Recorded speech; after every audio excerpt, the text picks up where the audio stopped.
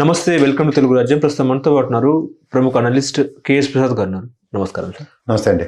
నిన్న ఏపీ మాజీ సీఎం జగన్మోహన్ రెడ్డి గారు సిబిఐ కోర్టుకు హాజరైనారు. న్యాయమూర్తి ఎదుటేమో 5 నిమిషాలు ఉండినారు. అదేవిధంగా ఏంటంటే వ్యక్తిగత హాజరు కూడా కోర్టు వారు నమోదు చేసుకున్నారు. ఇది ఒక ఎత్తు అయితే, ఇంకో ఎత్తు ఏంటంటే జగన్మోహన్ రెడ్డి ఆర్థిక ఉగ్రవాది, ఆర్థిక నేరస్తుడు. మొన్నేమో ఏదైతే మావోయిస్టులు ఎన్కౌంటర్ చేశారో ఆ రకంగా ఆర్థిక ఉగ్రవాదిని కూడా ఎన్కౌంటర్ చేయాలన్నట్టు కూడా టీడీపీ నాయకులు మాట్లాడుతున్న పరిస్థితి. సో మీరేం చెప్తారు సార్ ఈ వ్యాఖ్యల మీద? ఎవడో తలకమేసిన ముసలోడు ఏదో అన్నాడని చెప్పి ఆర్థిక ఉగ్రవాది మీరు అన్నట్టయితే 16 నెలలు ఆర్థిక నేరం చేశాడని లాడ్ పెట్టారు ఆయన్ని. ఇంకోటి మీరు గమనిస్తే తర్వాత 11 సంవత్సరాలు 12 సంవత్సరాలు దగ్గర కోర్టు వ్యవహారాల్లో ఇప్పటికి కూడా ఆయన మళ్ళీ కోర్టుకు పిలిచిన ఉదంతా లేవు. ఆయన ఏం చెప్పాడు? మీరు నన్ను ఆర్థిక ఉగ్రవాదనో లేకపోతే ఆర్థిక నేరం చేశానో నా మీద కేసులు పెట్టారు కాబట్టి నాకు ఈ కేసులకి నాకు సంబంధం లేదని డిశ్చార్జ్ పిటిషన్ ఇచ్చాడు. అంత 16 నెలలు పెట్టిన తీసిమార్కాన్లు, ఈడీలు, సిబిఐలు ఏం చెప్పాలి? నువ్వు ఇవన్నీ ఫైనాన్షియల్ ఇర్రెగ్యులారిటీస్ నీతో చేసావు కాబట్టి నేను జైల్లో పెట్టాం, నీ మీద సిబిఐ, ఈడీ ఛార్జ్ షీట్లు ఉన్నాయి అని కోర్టుకి సబ్మిట్ చేయలేకపోతున్నారు డాక్యుమెంట్. మీకు అర్థమవుతుందా? ఆర్థిక నేరం చేశారని లావుడు పెట్టిన వాళ్ళు నేను ఈ ఆర్థిక నేరం చేయలేదు, నాకు దీనికి సంబంధం లేదని చెప్పిన జగన్మోహన్ రెడ్డికి తిరిగి సమాధానం చెప్పలేకపోతున్నారు. అంటే అధికారం అన్నది ఉన్న దానికోసం అధికారం వినియోగించి కేసులు పెట్టేయాలని ప్రూవ్ అవుతుంది నాకైతే. కాకపోతే మీరు చెప్పినట్టు ఆ తపిల్లల ఛానల్లో కూర్చున్న మాట్లాడుతున్న మాటలకైతే గౌరవ న్యాయస్థానం కావునండి ఆయన ఆర్థిక నేరం చేశాడు, ఈ డిశ్చార్జ్ పిటిషన్ ఎలా ఎత్తారండి? ఇది కూడా అండి క్రానికల్ ఆర్డర్లో ఇందులో ఎంత, ఇందులో ఎంత, ఇందులో ఎంత, ఈ 16 ఛార్జ్ షీట్లకి సమాధానం చెప్పాలి కదా. ఎందుకు చెప్పలేకపోతుంది సిబిఐడి? What stopping them? ఇక్కడ ఫస్ట్ ఆఫ్ ఆల్ వీళ్ళు బాధ ఏంటంటే జగన్మోహన్ రెడ్డి ప్రధానికి ఏ కేసు మీద వచ్చాడు? పెద్దలు ముప్పల సుబ్బారావు గారును ఉమేష్ అని ఉన్నారు సుప్రీంకోర్టులో లాయర్లు, వాళ్ళు హైకోర్టు లాయర్లు, వాళ్ళు డిబేట్లో ఉంటారు కదా. మీరు కూడా లా చదివారు కదండి, ప్రాక్టీస్ మొదలెడతారు ఇవాళ రేపట్లో. మనం బేర్ మినిమం ఒక ఫారెన్ ట్రిప్పులకి వెళ్ళిన ఒక వ్యక్తికి సిబిఐ ఈడీ కేసులు ఉన్నప్పుడు సిబిఐ కోర్టే పర్మిషన్ ఇస్తుంది వెళ్ళిరా అని. వెళ్ళి వచ్చిన తర్వాత ప్రొసీజర్ ఏంటి? ఆ పాస్పోర్ట్ని తిరిగి సరెండర్ చేయాలి. మీకు మళ్ళీ చెప్తున్నాను, అలా మ్యాట్రిక్స్ ప్రసాద్ గ్యాప్ ఉన్నాడు, అది సైబీరియా పోయాడు, పెట్టలు బాగుంటాయి, సిలకలు బాగుంటాయి చూడడానికని. ఏమైంది? కొత్త మీద 4 రకాలనిచ్చి తీసుకొచ్చారు. పిచ్చి పిచ్చేసాలు ఇస్తే కుదరదు, నీకు ఇచ్చిన పర్మిషన్ ప్రకారం నువ్వు స్పెసిఫిక్గా ఏ కంట్రీకి వెళ్ళాలో అక్కడికి వెళ్ళాలని. అలా ఇప్పుడు మనకి ఏదైనా ఒక కంట్రీకి వెళ్తే ఫస్ట్ ల్యాండ్ అయినట్టు స్టాంప్ కొడతారు కదా, నీ ఇచ్చిన పర్మిషన్ ఏంటి ఇది అన్నది వెరిఫికేషన్కి మాత్రమే, అవునా కదా? అవును. సో ఈ వెరిఫికేషన్కి కోర్టుకి ఎంత టైం పడుతుంది? పాస్పోర్ట్ సబ్మిట్ చేస్తారు, రిజిస్టర్లో ఎస్ as per permission is went well సంతకం పెట్టాలి. 5 నిమిషాలు కాకుండా ఇంకెంతసేపు పడుతుంది? అదేమైనా డైలీ సీరియల్ కూర్చోబెట్టే జడ్జి గారును జగన్మోహన్ రెడ్డి రోజు సీరియల్ చూసి ఈ సీరియల్ మీద మన ఇద్దరు ఒపీనియన్ చెప్పాలి, ప్రెస్ మీట్ పెట్టని పిలుస్తారు ఎవడన్నా? వీళ్ళకంటే చదువు సంఖ్య ఎలాగో లేదు. ఆ పెద్దలు ముప్పాల సుబ్బారావు గారును దీని కుర్రాడు ఉమేష్ కూర్చుంటారు కదా, వాళ్ళతో అడిగితే కోర్టు ప్రొసీజర్ చెప్తారు. అడ్వకేట్లకి దున్నపోతులు మేపడానికి డబ్బులు ఇస్తారా? సార్ మంది సీరియల్ నెంబరు 20, 30, 50, 100, 1 మంది 10:30 కోర్టు స్టార్ట్ అయింది సార్, దగ్గర 11 వస్తుంది సార్ మన నెంబరు. అప్రాక్సిమేట్గా ఆ టైంకి వస్తే చాలు సార్. ఎవరు దేనికి పెట్టుకుంటారు అడ్వకేట్లని? అందరూ వాళ్ళ లోదరాల్లో ఉంటారు, రేటే ఏడు తెలియపోయిన అన్ని వాదించడానికి వచ్చినట్టు. కోర్టుకే టైం ఇస్తారా, అంత మగోడువా అన్నట్టు కూడా మాట్లాడుతున్నారు. కోర్టుకి టైం ఇవ్వడం ఏంటి? కోర్టు టైం ఇచ్చింది కదా, ఇప్పుడు దానికి పాస్ అవర్ అంటారు. ఫస్ట్ అటెండెన్స్ ఉంటుంది కదా కోర్టులో, తెలుసా మీకు ప్రొసీజర్? మీరు ఫస్ట్గా రెన్యూ లేరు, నేను కొంచెం పాత రెన్యూ లేదు కాబట్టి చెప్తున్నాను. ఏం చెప్తుందంటే ఫస్ట్ మనకి సీరియల్ నెంబర్లో ఉన్న కేసులన్నీ పెట్టి మన నెంబర్ పిలిచి మంది నెక్స్ట్ కౌంటర్ ఉంది, ఆర్గ్యుమెంట్స్ ఉన్నాయి, ఇలా ఉన్నప్పుడు పాస్ అవర్ అంటారు. 12:30 తర్వాత స్టార్ట్ అవుతుంది.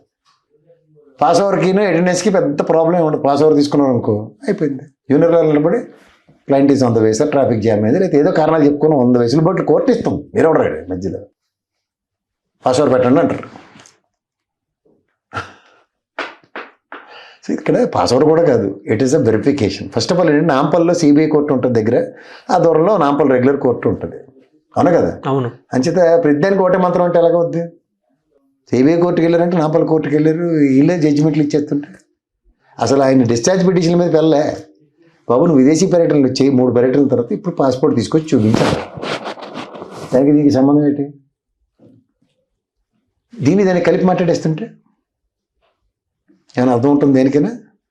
అసలు న్యాయస్థానాలు కానీ వీళ్ళు ఏమైనా తీసుమారు కానీ న్యాయస్థానాలు ఏడు చేయలేక జుట్లు పీక్కుంటున్నాయి ID case CBI case discharge petition మీద. At least they can say that it is got dismissed Jaganmohan Reddy రేపటి నుంచి అంటే. లేదంటే ఒక ప్యారల్గా ఇంకొక వ్యవస్థను ఏమైనా విశ్వామిత్రుడి ప్రతి సృష్టించి నాకు ఈ వ్యవస్థ ఎగ్జామ్షన్ ఇచ్చింది అందుకని ఈ వ్యవస్థకి నేను రాను, అది న్యాయ వ్యవస్థకి అని చెప్తున్నాడు జగన్మోహన్ రెడ్డి. అలా ఏం చెప్తలేరు ఆయన. మరి చెప్పనప్పుడు ఎక్కడి నుంచి వస్తున్నాయి పెట్ట కథలు వీళ్ళకి? వయసు రీచే పెద్దోళ్ళు పెరిగాడు మనవాళ్ళకి చెప్పే కథలని మాకు చెప్తానంటే ఎట్లా పోద్ది? అందుకే చదువుకొని సాగుంటారా అని చెప్పారు. అసలు ఏ కేసు మీద వచ్చారు మీకు ఎలాగో తెలియదు. వాళ్ళు మీ పక్కన కూర్చోబెట్టుకుంటారు కదా, సుబ్బారావు గారు, నేను ఉమేష్ చంద్రని. ఆ పెద్దవాళ్ళు ఇద్దరిని అడగండి, లాయర్లు కదా వాళ్ళు. చదువుకొని మేళాలను తీసుకొచ్చి వాళ్ళతోనే కూర్చోబెట్టి డిబేట్లు పెడితే ఎక్కడికి తేలుతారు మీరు? అదేంటంటే కోర్టుకి టైం ఇచ్చాడు అనేది లాయర్ గారిని అడిగితే చెప్తారు. అవునండి మేము కోర్టుకి టైం 11:30 లోపల మేమే చెప్తా ఉంటాం అమ్మని క్లయింట్ని. జగన్మోహన్ రెడ్డి తీస్మార్ ఖానా ఎట్లా కోర్టు వారినే టైం ఇస్తే అంత మునుగోడు అన్నట్టు కూడా మాట్లాడారు. కోర్టుకి టైం ఇస్తే టైం తీసుకుందా కోర్టు? లేదా నువ్వు నాకు టైం ఇస్తావని చెప్పి కోర్టు ఏమైనా ఉరిశిక్ష చేసింది జగన్మోహన్ రెడ్డికి? అరెస్ట్ చేయాలి ఎట్లా ఇస్తావు అన్నట్టు కూడా మాట్లాడారు. పాస్పోర్ట్కి వెళ్ళి బాబు నువ్వు వెళ్ళి ఫారెన్ ట్రిప్ వెళ్ళి రాని దానికి అరెస్ట్ చేసేది రేట్. వాళ్ళే పర్మిషన్ ఇచ్చారు వెళ్ళి రారా బాబు అని. అంతకన్నా 4 రోజులు తక్కువ ముందే వచ్చాడు ఆయన. దాన్ని పట్టుకుని వచ్చి మళ్ళీ అరెస్ట్ చేద్దరు.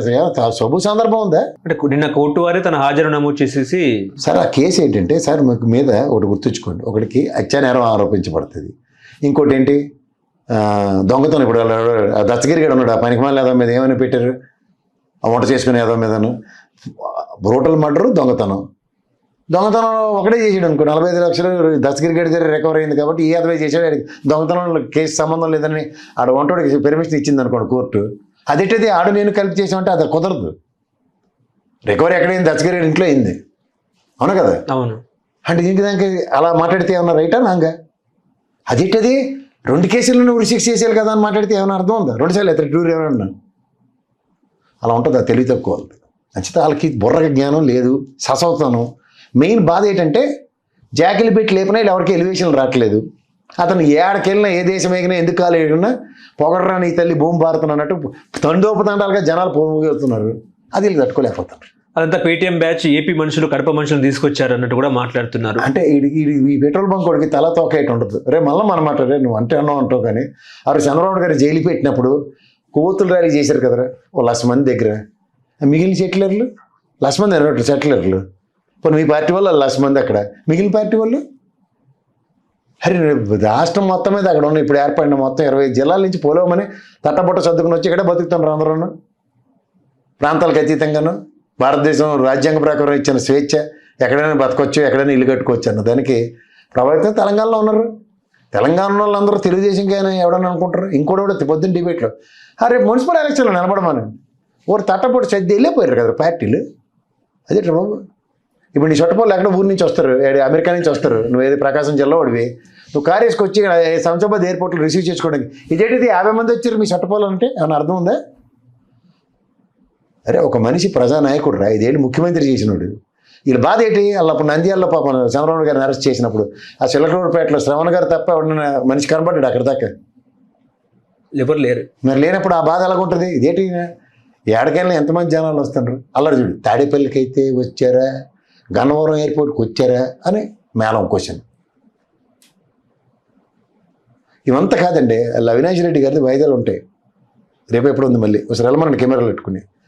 పొద్దుటూరు, పులివెందుల, జమ్మలమడుగు, కడప నియోజకవర్గానికి సంబంధించిన ఎంపీ రేడియస్లో అందరూ ఊరికి 5-10 మంది చెప్పండి 200 పైసలకు మంది జనాలు వస్తారు. రాత్రి బస్సు ఎక్కి తెల్లరు అక్కడ మోకాలు కాలు చేతులు హోటల్లో పడతారు, తిని టిఫిన్ తిని ఆయనకు వస్తారు. బాబు అంటారు, సార్ దండం పెట్టుకుంటారు. అవినాష్ రెడ్డి గారికి అందరిని పలకరిస్తాడు, కోర్టుకు పోతాడు, వాయిదా పడకూడదు, మళ్ళీ కిందకు వస్తాడు, అందరిని పలకరిస్తాడు, వెళ్ళిపోతాడు ఆయన. అది ఫాలోయింగ్. అది మీకు లేదు బాధ. నిన్న జగన్మోహన్ రెడ్డి పర్యటనలో కూడా రచ్చ అదేవిధంగా రప్ప 88 మ్యాజిక్ ఫిగర్ దాటగానే గంగమ్మ తల్లి జాతర అంటూ ఫ్లెక్సీలు ఏర్పాటు చేశారు. ఏంటది ఇక్కడ ఉన్నది రేవంత్ రెడ్డి ప్రభుత్వం అన్నట్టు కూడా మాట్లాడారు. అదే అసలు బాధ. వెనకడికి ఒక సామెత ఉంటుంది, ముందు నుయ్యి వెనక గొయ్యి. అలాగే ఆల్రెడీ మనం పౌడర్ డబ్బాడికి సూప్ తాగిపించారు టేస్ట్కి. అరే ఇలాగ ఉంటుంది చూడరాయని. ఆ సూప్ తాగిన వాళ్ళకి ఆకలి ఎలాగ ఉంటుంది. తర్వాత సూప్ ఎందుకు ఇస్తారు తెలుసా? ఇంకొంచెం ఈటింగ్ యాప్టిట్యూడ్ పెరగడానికి. అలా సూప్ తాగిన తర్వాత ఏంటి కుమ్మేస్తారని భయం ఒకటి. నేను ముందు నువ్వు వెనక్కి పోయి ఎందుకంటే ఓ పాలు జమిలీ పెట్టారు అనుకో, ఇద్దరు కలిపి కుమ్మేస్తారు. జమిలీ కాకుండా సంవత్సరం ముందు ఎలక్షన్ వస్తుంది తెలంగాణకి, అది ఇంకో దగ్గరం. ఇన్ని బాధల మధ్యలో ఎక్కడవుతుంది సాగుతుంది నావా? అదే అసలు ఒరిజినల్ భయం. వీళ్ళ భయం కేటి ఎంతసేపు దేవుడి నామస్మరణలాగా జగన్మోహన్ రెడ్డి నామస్మరణలతోనే కాలక్షేపం చేసుకుని తిరుగుతున్నారు. అలా వాళ్ళు మాస్ సినిమా చూసావా? వాడు నాగార్జున హీరో అని మనం అనుకుంటాం, కానీ లారెన్స్ గడే మొత్తం హీరో. అది ఆ లారెన్స్ సినిమాలో అన్న చిటికేస్తే మాస, అన్న నిలబడితే మాస, అన్న సాగ షర్ట్ వేస్తే మాసలాగా జగన్మోహన్ రెడ్డి పాట పెట్టుకుని ఈ తబేలా ఛానల్లో బతికేస్తున్నారు. తెలంగాణలో వైఎస్ జగన్ అభిమానులే లేరు, అదంతా కూడా కడప మనుషులు, ఏపీ మనుషులు. ఎక్కడ జగన్మోహన్ రెడ్డి పర్యటనకి వెళ్ళినా కూడా వీళ్ళు ఈ బ్యాచే ఉంటుంది, పేటీఎం బ్యాచ్ అన్నట్టు కూడా మాట్లాడుతున్నారు. వీళ్ళు మోడస్ ఆఫ్ ఆపరెంట్ అదే కదా. జగన్మోహన్ రెడ్డి రాజకీయ అరంగేట్రం నుంచి కడప బ్యాచ్ వస్తారు, కడప నుంచి వస్తారు, పులివెందులు రాజకీయాలు చేస్తారని. చేసింది ఎవరు? పులివెందుకు వెళ్ళి రాజకీయాలు వీళ్ళు. మొన్న ఎలక్షన్ ఏడు చేశారు, వీళ్ళు రాజకీయం చేశారు. అక్కడ వాళ్ళు ఏమైనా రాజకీయం చేశారా? జగన్మోహన్ రెడ్డి రాజకీయం ఇంకా మొదలెట్లే. రాజకీయం చేయడం కనుక మొదలెడితే వీళ్ళు ఎవ్వరు చిన్నప్పుడు చూడు హోంవర్క్ తప్పు రాయితే రబ్బర్ పెట్టి చేరిపినట్టు చేరుకోవడం వెళ్ళు. అతను ఓన్లీ స్ట్రైట్ లైన్ మెథడ్లో పని చేసుకుని వెళ్ళాడు. ఇన్ని కబుర్లు చెప్పారు కదా అడ్మినిస్ట్రేషన్ అంటే చంద్రబాబు నాయుడు గారు, ఆయన మించిన వాడు లేడని. What is good governance, what is accountability, what is administration, ఈ మూడు పరిచయం చేసి వెళ్ళిపోయాడు. ఏంటండి? What is good governance, accountability, administration. ఈ మూడింటికి నా 3 చిటికలు వేసాడు. ఇప్పటికి కూడా ఆ సౌండ్కి అని 3 పార్టీలు కలిసి కూడా ఎత్తుక్కుంటున్నాయి. దానికి తోడు వీళ్ళకి వచ్చిన బాధ ఏంటంటే, మనం ఇన్నాళ్ళు పెట్టి ఇంత చంద్రబాబు గారికి ఎలివేషన్లు ఇచ్చిన అడ్మినిస్ట్రేషన్ సీఈఓ చేసాం కదా ఇన్ని. అదేంటి సీఈఓ చేయవలసిన పనులు, డెలిగేషన్ ఆఫ్ వర్క్ అతను చేస్తే వాట్ ఈస్ ఫంక్షనింగ్ అంటే సస్యశ్యామలం, సుభిక్షం. కరోనా లాంటి పాండమిక్ సిచ్యువేషన్లో కూడా చూడు పువ్వు విడినట్టు విడింది రాష్ట్రం. ఎస్, సర్వతోముఖంగా ఈజ్ ఆఫ్ డూయింగ్ బిజినెస్లో నెంబర్ 1. దగ్గర 17 మెడికల్ కాలేజీలకి పునాదులు, 5 ఫంక్షనింగ్ రావడం, 3 పోర్ట్లు, గ్రామ స్వరాజ్యం ఎప్పుడో గాంధీ గారి కన్నా కళలు సాకారం చేసి చూపించడం, సచివాలయ వ్యవస్థలుగా, నాడు నేడు స్కూల్ పరివర్తన రూపంలో విద్యా వ్యవస్థ, విద్యా ప్రమాణాలు పెంచడం, the upliftment of state, ease of doing బిజినెస్తో క్రియేట్ అయిన ఎంప్లాయ్మెంట్, దగ్గర 44 లక్షల మందికి ఎంప్లాయ్మెంట్ క్రియేట్ చేయడం. ఇవన్నీ మేము చెప్పినవి కదా. ఇవన్నీ 5 ఏళ్ళ స్పాన్ ఆఫ్ నో టైం. అలా దూకుడు సినిమాలో లాగా ఎంత జరిగితే 3 పోర్ట్లు వాణిజ్యాన్ని పెంచడానికి, దానివల్ల వచ్చే రిటర్న్ ఆఫ్ ఇన్వెస్ట్మెంట్, ట్రేడింగ్ ఎంత జరుగుతుంది, ఎంత డబ్బులు వస్తాయి మనకి. ఇది ఒక దృక్పథంతో, విజనరీతో జగన్మోహన్ రెడ్డి చేసిన పనికి మనం అన్నాను చంద్రబాబు నాయుడు గారికి విజనరీ అన్నాం అన్న బాధ ఒరిజినల్గా రగిలిపోతున్న వీళ్ళు ప్రతి నిమిషం సస్తానే ఉన్నారు. ఆయన మీద పడి ఏడిస్తే ఏమవుతుంది? కళ్ళని లింకిపోతున్నాయి రోజు రోజుకి. ఏం చేద్దామన్నా తాడు బొంగరం కుదరట్లేదు. ఇది నాదే, ఇది నాదే, ఇది నాదే అని బ్రహ్మాండం గల్లా చెప్పుకొని తిరగవలసి వస్తుంది. ఇది మందే, ఇది మందే, ఇది మందే అని. తీరా చూస్తే వెనక్కి చూస్తే ఒక చిత్రం ఇటు పక్క తప్పండి అనగానే అది జగన్మోహన్ రెడ్డి చేసాడని చెప్పుకోవాల్సి వస్తుంది. మనం చూసాం కదా అదాని డేటా సెంటర్, ఇటు తిప్పి లాస్ట్కి ఏంటి కథ కంచికి మనం ఇంటికి వెళ్ళాం. నెక్స్ట్ అది రెన్యూ ఎనర్జీ, అది ఇటు తిప్పి కథ కంచికి మనం ఇంటికి వెళ్ళాం. ఇన్ని జరుగుతున్న పరిణామాల్లో ఎట్నుంచి ఎన్ని ఎలివేషన్లు, ఎన్ని జాకీలు పెడదామన్నా సరే అప్పుడు ఏం చేయాలి? నీకు జనాలు వస్తారా, మాకు జనాలు రారా? ఎందుకు వస్తారు? వాళ్ళు కూడా పేటీఎం బ్యాచ్. గతంలో మనం కులాలని మతాలని ఎడదీశారని వాటిలో విన్నాం. ఇక్కడ సెటిలర్లను కూడా ఎడదీసే అంత సామర్థ్యం ఇటు చేరుందంటే ఏమనాలండి?